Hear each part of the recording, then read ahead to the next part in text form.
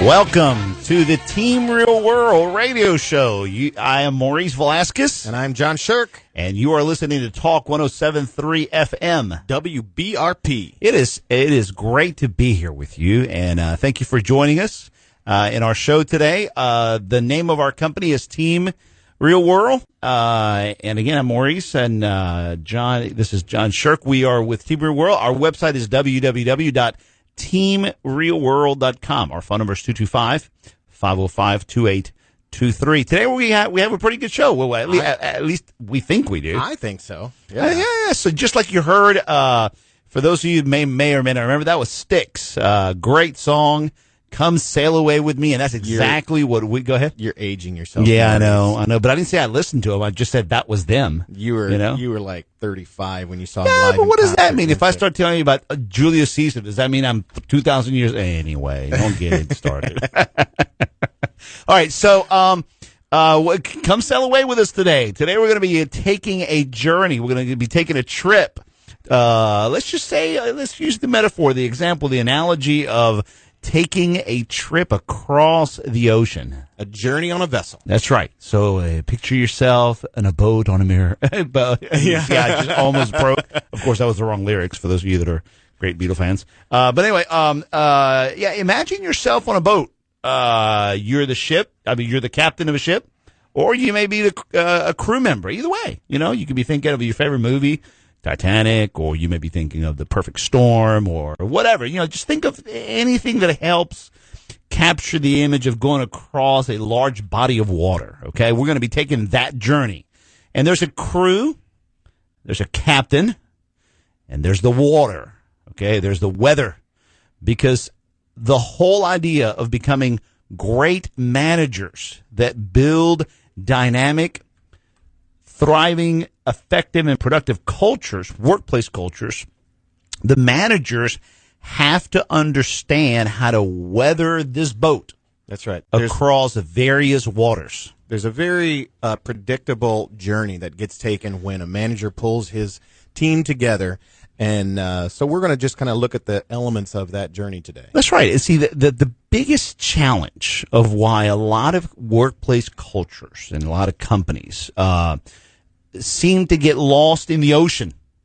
Okay? Yep. Man, we can't grow as fast as we want to grow, or we have to close this division down, or we have to close that down, or we're just not as efficient and effective, is because a lot of the managers, I'm going to say this, a lot of the executives also go into their journey, which is called their business. Mm-hmm. By the way, I forgot to say that the ship is the business. That's right. Okay, so the ship is the business, the captain is the managers, the executives, and of course you have the crew.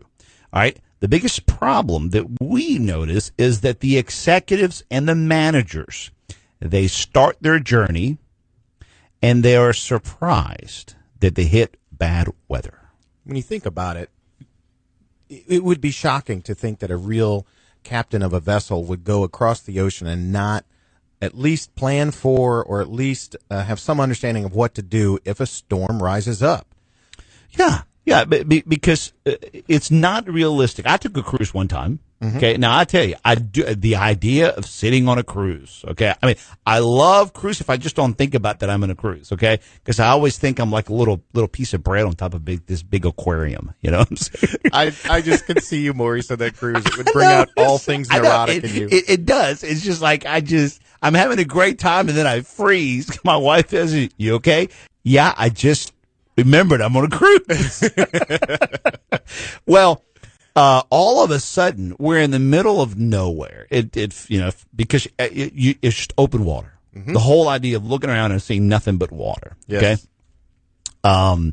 And all of a sudden the engine stopped. You can feel it. Mm-hmm. It's like all of a sudden everything goes quiet. Like, mm-hmm. And everybody kind of stared at each other, and we're like, okay, I don't like this feeling I'm feeling right now. Okay. And so, of course, they announced that there had to do some maintenance. And I'm like, could we not have done that before? Correct. Correct. Can we not wait till the next gas station can or this something? be done where I can at least see land? That's right. And so we're just sitting there just wobbling and wobbling and mm-hmm. wobbling. And it's a different wobble than when the engines are going. It's a different wobble. It is. It's just a different wobble, you know? And so I'm thinking of Man, we were on our way to Margaritaville. Okay. And Margaritaville now feels like a wobble and a wobble. You know what I'm saying? Yeah.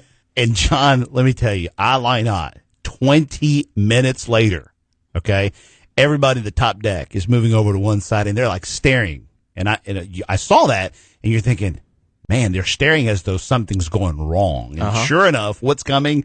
A huge storm. You can see these dark clouds dropping water. Oh, for those of you listening, if you knew Maurice in person, this would be the funniest thing you've ever seen. Yeah, and so on the right-hand side, fair sunshine. Left-hand side, darkness is coming. And sure enough, when it hits the boat, you can feel we're no longer wobbling, man. We are major wobbling, all right? And all I'm thinking is, man, I wanted to go to Margaritaville. Where's Margaritaville? What? No! Nibbling on sponge cake, watching the sun bake. Well, you can imagine how that felt, right? Well, what's the size of the waves that hit us? Oh, 3, 4, perhaps 5-foot waves. Yeah. Can you imagine a 30-foot wave? Man. You know what I'm saying? So in the life of a company, in the life of a business, in the life of this journey called business growth. Yeah. Okay. Team development. It is natural for managers to expect and prepare for and practice that a very ongoing normal life of the business is to hit bad storm, bad weather. That's right. And know how to manage that. That's right. There is really no such thing as it all just goes well from day one to the last day of the process. That there is going to be, in fact, I would even say that by definition, if it's going well, there will be a few storms. Yeah, there is, and not to have the overconfidence that, it's not going to happen. We think, we got great products, we got great this, we got great that. This thing's never going to sink. Now, there's a story about another boat. You know that. That was never going to sink. It was never going to sink. You know what I'm saying? That's right. And it was never going to go down, And so too much overconfidence is terrible because what happens, it doesn't allow you to be realistic about the obstacles and about not looking at your most vulnerable spots of what it means. So let's listen to this clip of the movie Titanic, and let's see how that sounds. I don't see what all the fuss is about. It doesn't look any bigger than the Mauritania. You could be blasé about some things, Rose, but not about Titanic. It's over 100 feet longer than Mauritania, and far more luxurious. Your daughter is far too difficult to impress, Ruth. So this is the ship they say is unsinkable. It is unsinkable. God himself could not sink this ship. What? Wow. Maurice, we have hired the best talents. This ship can do nothing but make money. Man, we just hired the best marketing agent. You should see our website. Man, it's clear sailing from here on out. Why are we not growing? That's right. We've invested all this money, all this talent, all this, all that, all this, and it's falling apart. That's Why? Right. That's right. What's the answer? Weathering the storm. That's right. You have to expect that there's going to be weathering of the storm, and you have to make sure as managers that iceberg does not hit that one spot where you're the most vulnerable and the ship goes down. In addition to that, we would argue at Team Real World that not only should you be prepared for the storm, you should hope for a little bit of storm at least. Exactly. Why? Because that storm creates the opportunity for the team to bond. What happens after a storm? I mean, don't we say, we should have played this clip. I can see better now. Yeah. The calm after the storm. The calm after the storm. There's a calm before the storm, and I can see clear now that the rain is coming. You know what I'm saying? Yeah. Whenever storming happens, it tends to clean things up. It tends to bring more clarity to things. Now, the problem is that managers, because they don't usually practice how to properly storm, then they just let storming happen on its own, and that's where more lifeboats sink, and it doesn't go as well. So what we're going to cover in this program today is 4 phases analogous to a trip on a ship that all managers should be aware of. Okay, the 4 faces. We're going to go through them in these segments today and talk about how to manage your teams through those faces. We look forward to having you come back after this segment. You're listening to Talk 107.3 FM. WBRP. What will we do with the drunken sailor? What will we do with the drunken sailor? What will we do with the drunken sailor? Well, you know what you do with the drunken sailor, John? What do you do with the drunken sailor, Maurice? You don't hire him.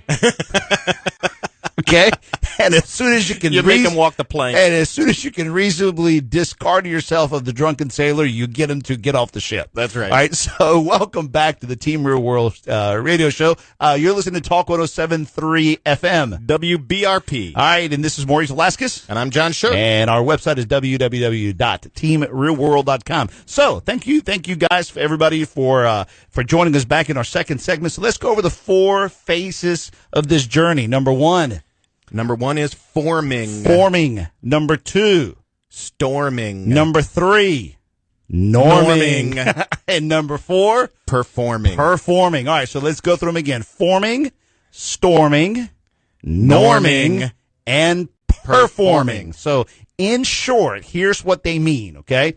Forming is when you're putting the crew together before you take off the ship, before you start your voyage, or in order to take the voyage. That's right. When you're forming, you know who's in charge of the life vests, you know who's in charge of the food in the galley, you know who's in charge of swabbing the deck. Exactly. And if you know if that you need 3 chefs, you can't really leave port without one. That's right. And if you do leave port without one, well, those 2 better come up with a different process, and then we got to figure out how to get that helicopter in with that 3rd one. In other words, right. You can't just simply say, oh, you know what, we're short a shortstop. We'll let the second baseman cover for that. You're not going to win. Be sure to understand what we're saying here. When we say forming, we're saying all the right roles are filled, and everybody knows what their own role is, and everybody else knows what everybody else's role is. Exactly. If your team is supposed to have 7 people, well, then find 7 people. Right. Okay. Don't say, well, you know, it's really hard to find that 7th person, so we're just going to try to perform, and we'll find that 7th person later. So I think that's a good summary of forming. And okay? a team. It's not about how long you're there. There are teams that have been waiting to form, and they've been together for years. Right. But people come on and off the team. Certain roles are clearly not filled, and so the forming never actually happens. Or no one knows what their job is for sure. That's right. So then we're going to show you how storming, norming, and performing all work together. But the first phase, the most important first, of course, the first one, is forming. That's right. Get your team in place. If you're short 2 sales reps, find your 2 sales. Do everything possible to get your 2 sales reps in. If you're supposed to have a COO, a chief operating officer, get one. Kind of like, what do you say? If you know, hey guys, we're going to take this move. If you can't find a partner, get one. Get one. That's right. One. It's all about forming your team.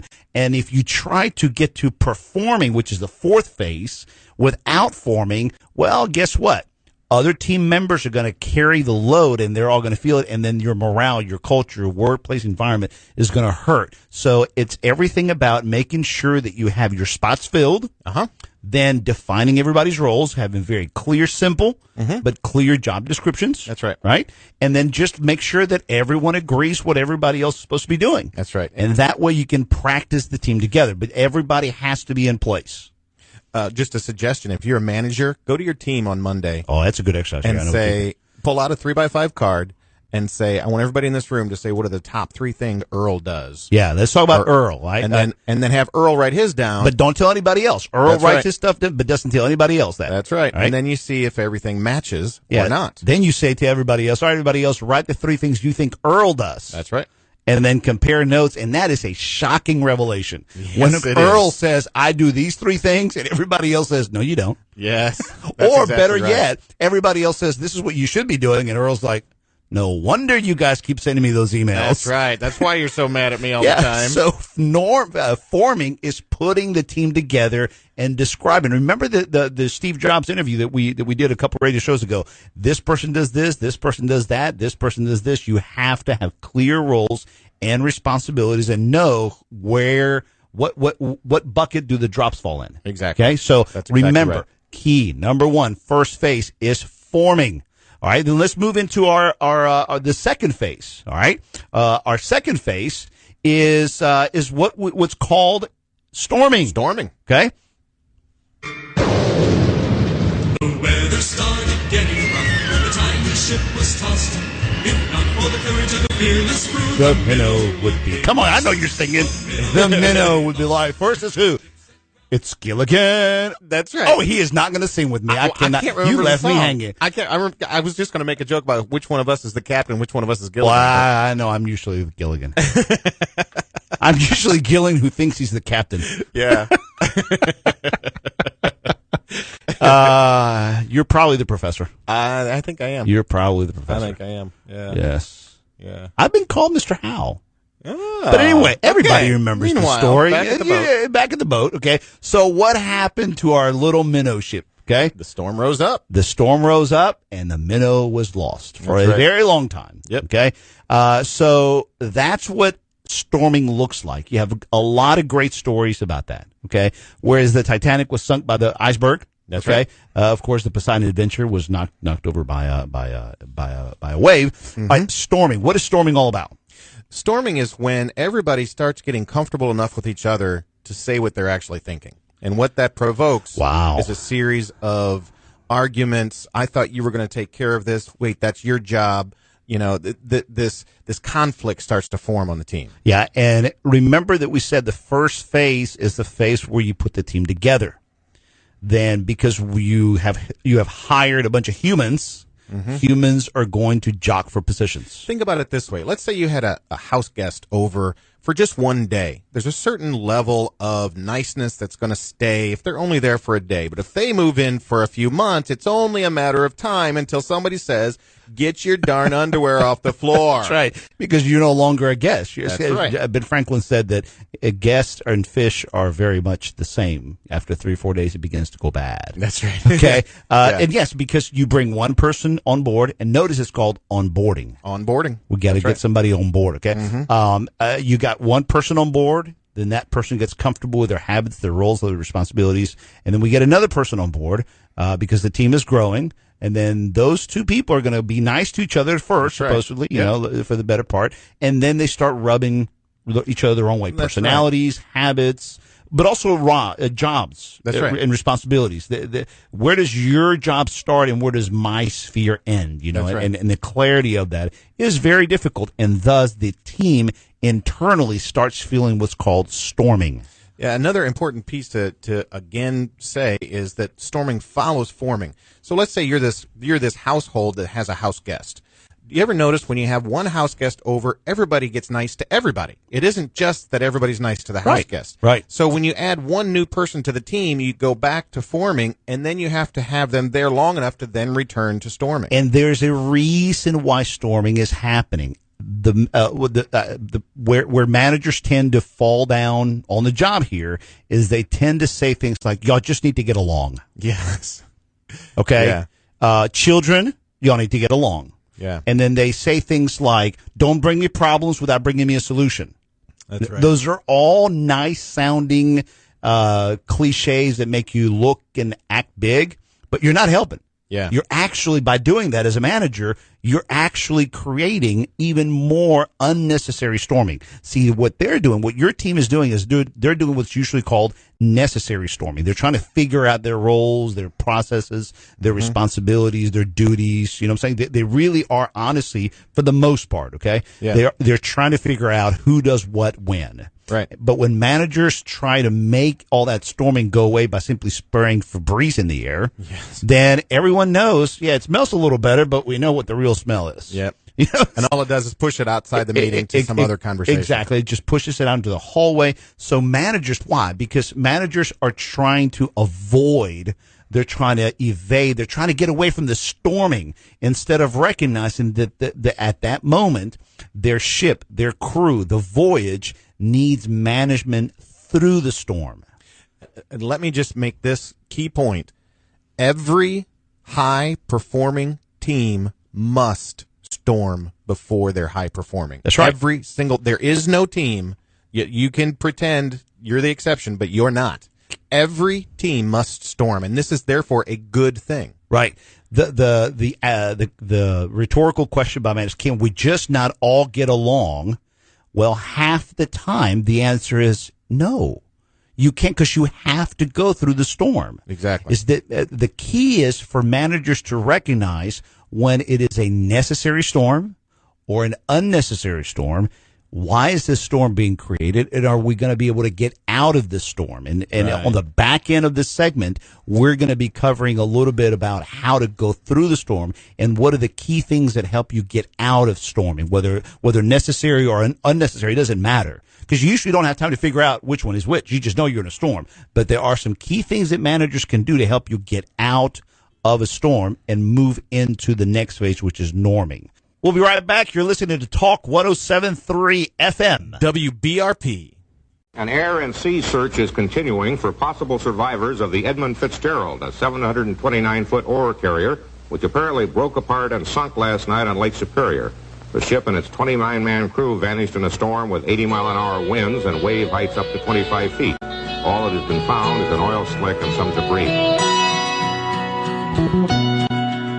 What a story, huh? No kidding. Welcome, everybody, back to the Team Real World program. You're listening to Talk 107.3 FM. WBRP. In Baton Rouge. All right, so our company is Team Real World, and our website is www.teamrealworld.com. Our phone number is 225-505-2823 or 772-4357. So we're talking about as the lead-in, talked about another sad and true story. That's right. Of the Edward Fitzgerald, which of course was hit by a huge wave because the boat, as you heard, it fell apart. Would it not be fair to ask, Maurice, if one were in a storm, one of the biggest questions is, how do we get out? Yeah. How do we get out? What you're trying to avoid is for your ship to not fall apart. You know, we like to have fun with this, but there's lots of folks listening right now who are very frustrated at work, and they're wanting out.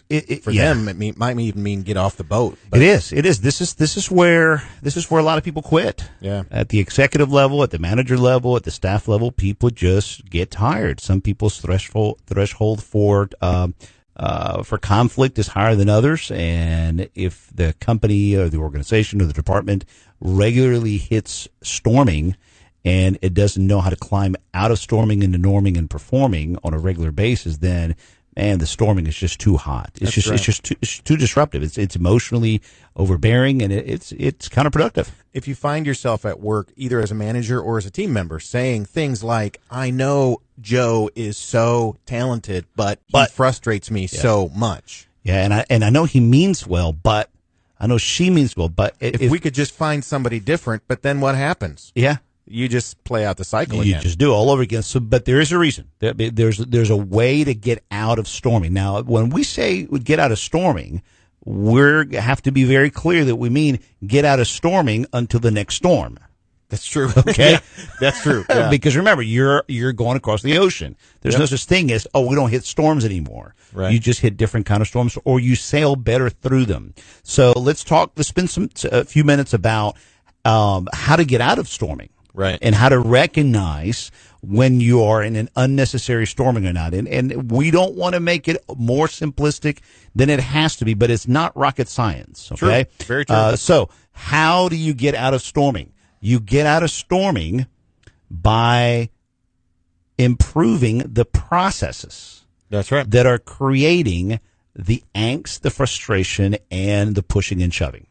Think for a moment about what is a work process. A work process is something you do the same way over and over again. Over and over again. Right. To create a certain product. Yeah, or but result. if the company's growing and your processes are outdated, exactly, then there's going to be unnecessary or maybe necessary storming. Or if the process was never defined, like in a business meeting where there's no clear sense of how we're supposed to operate this meeting again and again and again. Or we built the process, but it's in some folder or in some file and nobody's pulled it out, nobody's using it. So then either way, what happens is this: managers hear the complaining. They hear the gossiping. They see the drama. They see their employees, their team members performing unprofessionally, and managers oftentimes react to, I don't want to deal with this drama. If they would just focus on their job, things would be better. And again, that's why they say things like, don't make me problems, bring me solutions.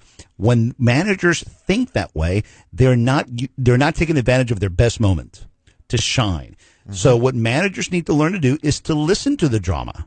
It's to listen to the frustration and think through the issue as to what process may be broken that's causing that, either internally to a department or across departments, and identify the process that needs fixing, and then watch what happens when you start improving the process. You all of a sudden start norming because you have something new and better to norm around. Exactly. Okay, which is what's going to lead us to the next clip.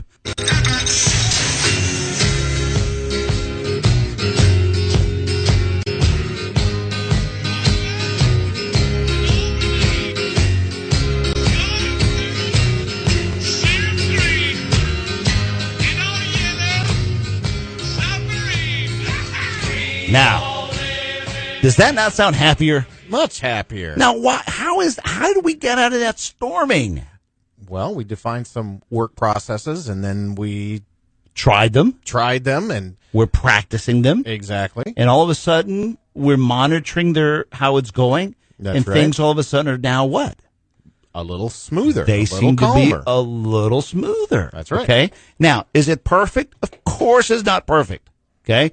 Because what's going to happen is human nature. Someone's going to forget the process, and then storming starts all over again. That's right. Okay. That's right. But at least you now have something to work on. Yes. Okay, because you can put a process together in place, announce we're going to implement it November 25th. We're going to try for a couple of weeks, see how things go. But don't think that just because you rolled it out, everything's going to be rosy and peachy fine.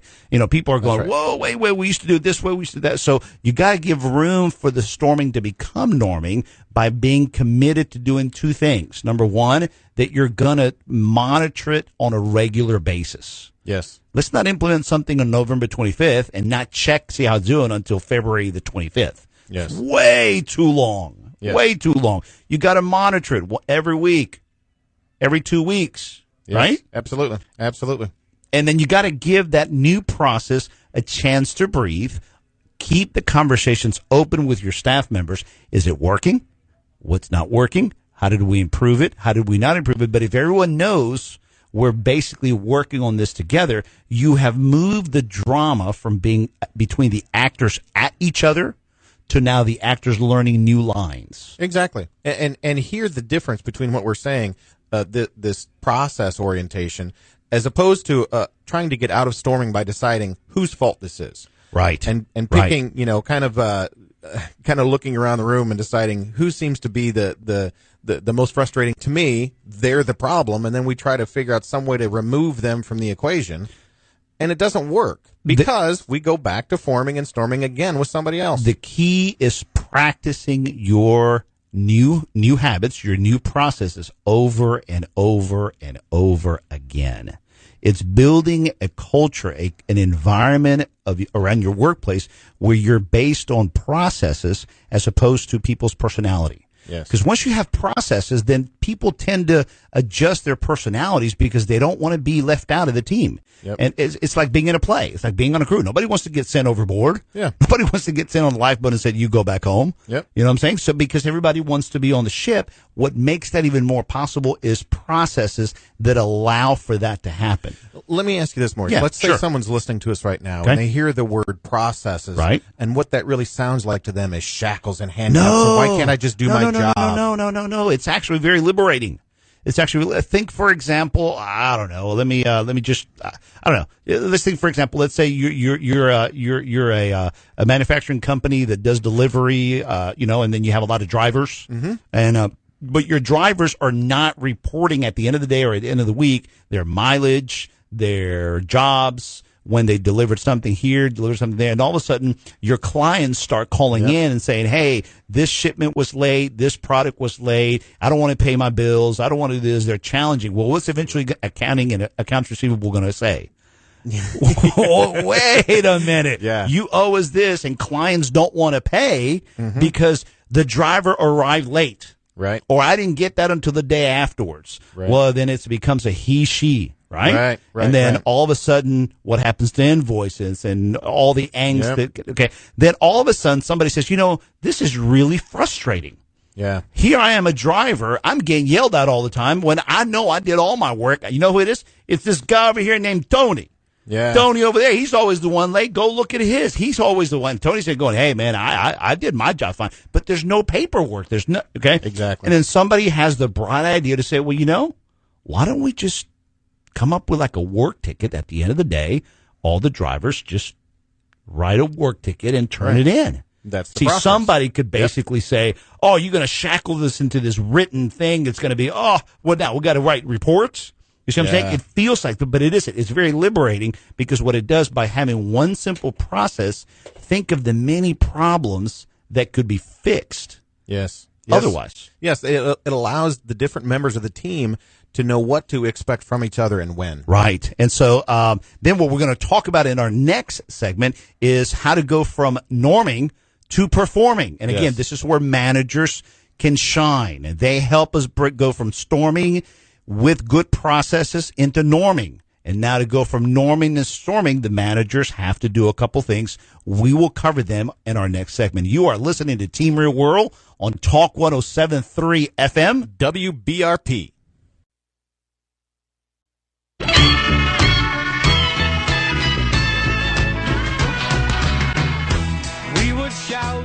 We would shout and swim about. Does that not even sound even happier now? I mean, what? 3 segments ago, we were dealing with the Edward Fitzgerald. That's right. Okay, our boat is falling apart. Maurice was looking over the side of a cruise ship with tears in his eyes. I know. Welcome, everybody, back to the Team Real. I can't even say our name. Team Real World. You're listening to Talk 107.3 FM. WBRP. We are, again, Team Real World, and our website is www.teamrealworld.com. Our phone number is 225-772-4357. We're talking about the 4 phases of a team. That's right. Forming, storming, norming, and performing. We are now full-fledged into performing. That's right. We've talked about what it means to form, which is building your team together. Yep. Okay, immediately you put humans together, there's going to be problems. Mm-hmm. And then when the problems arise, that's called storming. Yep. Managers should not run away from that, and they should not put it on their people to say, hey, figure it out. Why can't you be happy? Yep. Okay. They also should not manage from a bring me problems and also solutions. They have to learn how to build processes, because process is what moves us out of storming into norming. Norming. Yeah. And norming is where you practice the processes to get everybody into a habit of it. All right. If you've planned on watching football today, you're going to see receivers who run out, take a hard right, and turn around, and the ball was passed before they were in the spot where they catch the ball, because the quarterback knew where that guy was going to be exactly, and he went exactly to that spot. And they, by being on the same page like that, they had normed. Right. But then actually cranking out passes that get caught again and again and again, now that's performing. That's right. That's right. So let's move into performing now. Okay. All right. What does performing look like? Performing looks like the team is beginning to practice more and more. Yep. The processes there, and there's the opportunity to change the processes, because there's an actual conversation taking place amongst everybody how to improve it. And then as they become better at it, or they become more accustomed to doing these things, there's some folks that are going to do it better and faster than others. Correct. Well, first thing you do is you recognize that. You reward that. You at least say, great job, loudly. Yeah. Okay. Yeah. So that you recognize that, my goodness, this is great. We have team members that are moving ahead in this area, understanding that there's other team members that are not going to be as good at doing it. And you have to gauge your temperament and your upsetness with them, because remember, you just changed processes. So you have to allow people to go, man, this is getting difficult. That's correct. And others are able to move faster than the others. One of the characteristics of performing is that speed increases, and that's both, it's good really across the board, but it creates certain other problems. When you have your car and the wheels aren't quite aligned properly, you can't really feel that until you start going fast. That's right. But when you're not aligned and you go fast, the whole thing kind of starts to shake and shimmy, and you get a little concerned. Same thing is true of a team. Yeah. So let's talk about some things that managers need to do to make sure that they can get folks to performing. But once you're performing, what does that look like? Right. First and foremost, you have to be measuring it. Yeah. So every week you have to be able to say, are those work tickets being turned in? Yeah. How many work tickets were turned in? That's right. Okay. Of those that got turned in, how many of them are consistently being turned in over a period of 2-3 weeks? Okay. then you have to be able to let everyone know that you're reporting it and let everybody see the report. Yes. So that people can say who's doing it, who's not doing it, but it's not with a spirit of blame. It's with a spirit of recognizing performance. That's right. And you have to build into that conversation the okayness of having a report. Yes. Okay. So everyone's looking at it because everyone knows where their measuring stick is. Yep. It's amazing what humans do when they know that there's a measurement and that people are looking at it. Yeah. So performance looks looks like this. The team is trying to do the tickets, and the manager is monitoring that the tickets are being measured. They're being counted, and someone's keeping a log somewhere. Yes. What do you do with that log? You do 2 or 3 different things. Number 1, you recognize performance. Number 2, you wait to see patterns. You don't just get on to people for messing up the first week. You look for patterns. Okay.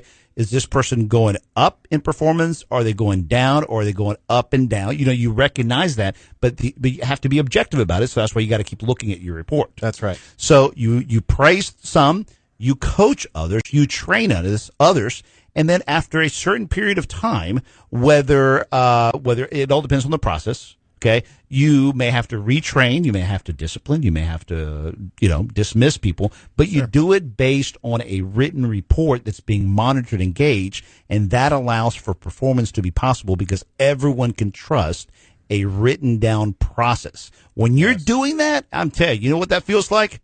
It feels like, remember what our Styx guys used to say at the beginning of the song, at the beginning of the radio show?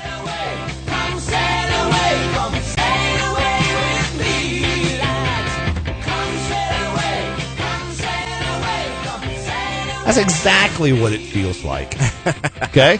It feels like you're sailing away. Yes. And that's what's usually referred to as a thriving team culture. It's interesting whenever we work with clients or whenever we walk into companies that are very well organized and are thriving, you tend to find certain things around the building. Whiteboards with measurements on it. Yes. Reports that are printed on Mondays. Yes. Is that not true? Absolutely. Managers that manage problems by looking at paperwork, not looking at emotions. They have metrics that give them a window into how the program is doing. Yeah. And when one manager wants to go and discipline somebody, another manager goes, hold on, have we looked at the numbers yet? Yeah. Hold on, wait a minute. Did you see this? Did you see the graph? In other words, they're tempered by data. Correct. Okay, and that data is what allows everyone to be comfortable that this is not a ship that's just going to be rocked back and forth by just the other day we watched Captain Phillips. Okay. Yeah. It's not rocked back and forth by pirates. Yeah. Yeah. And the pirates in this analogy would be the mood swings of the managers. Sure. Yeah. Yeah.